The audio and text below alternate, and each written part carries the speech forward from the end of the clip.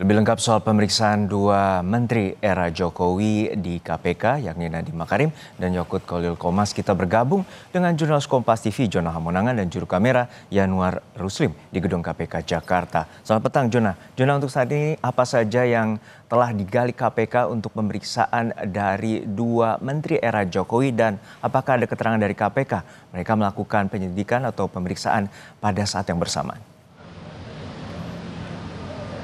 Ya sudah, kalau bisa digambarkan apa yang dilakukan KPK hari ini memanggil dua menteri di masa pemerintahan Jokowi dan keduanya hadir, bisa dikatakan ini cukup kooperatif. Yang pertama adalah mantan Mendikbud Nadiem Makarim terkait dengan adanya penyelidikan kasus dari Google Chrome. Yang kedua adalah mantan Menteri Agama Yakut Khalil, ini terkait dengan adanya kasus kuota haji. Jadi tadi keduanya datang di waktu yang kurang lebih berdekatan bersamaan. Tadi kalau kita lihat Nadiem datang kurang lebih sekitar pukul 19 dan disusul 10 menit kemudian Yakut datang 9.25. Namun akhirnya Yakut dululah yang akhirnya lebih dulu pulang atau setelah dilakukan 5 jam pemeriksaan tadi Yakut keluar kurang lebih sekitar pukul 14.25. Terkait apa yang dilakukan oleh KPK, ini adalah lakukan pendalaman terkait dengan adanya penyelidikan. Jadi penyelidikan ini sangat penting untuk melihat apakah adanya dugaan atau tindak pidana korupsi. Jadi ini belum bisa dikatakan sebagai tindak pidana korupsi dikarenakan kasusnya belum naik ke penyidikan.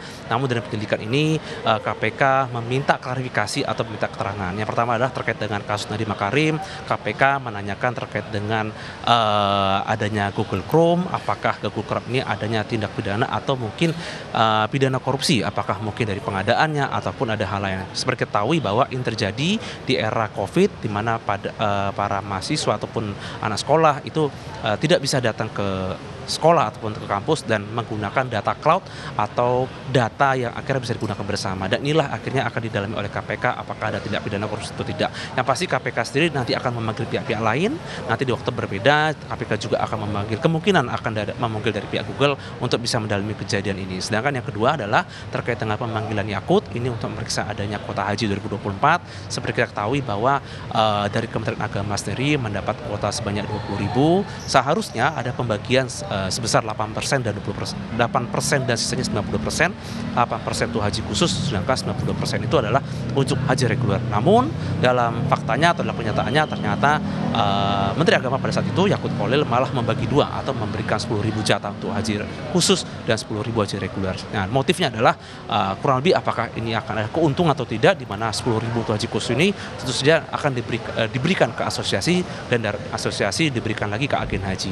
Nanti akan didalami apakah ada kemungkinan indikasi atau tindak pidana korupsi atau tidak, ini akan masih didalami oleh penyidik. Yang pasti tadi Yakut tidak terlalu memberikan keterangan, tidak menyampaikan apa detailnya atau mungkin berapa total pemeriksaan. Namun yang pasti adalah kita masih menunggu statement dari KPK terkait dengan apa hasil dari penyelidikan yang dilakukan di hari ini khususnya terhadap kedua menteri. Baik, kita nantikan bagaimana hasil dari pemeriksaan KPK terhadap dua menteri di era Jokowi, yaitu Nadiem Makarim dan juga Yakut Khalil Qomas. Terima kasih atas laporan Anda, jurnalis Kompas TV Jona Hamonangan dan juga Yanuar Ruslim dari KPK Jakarta.